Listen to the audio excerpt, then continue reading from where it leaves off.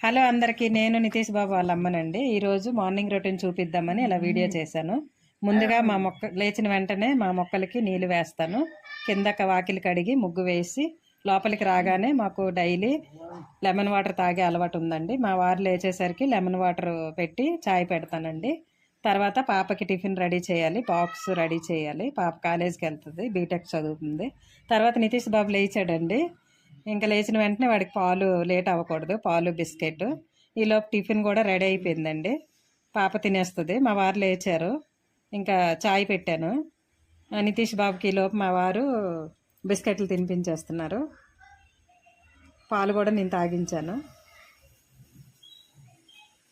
ఈలోపు మా పాప కాలేజీకి వెళ్ళిపోయిందండి. ఈ రూమ్ చూడండి ఎలా ఉంచిందో. ఆ రూమ్ అంతా క్లీన్ చేయాలి, చేసేసాను.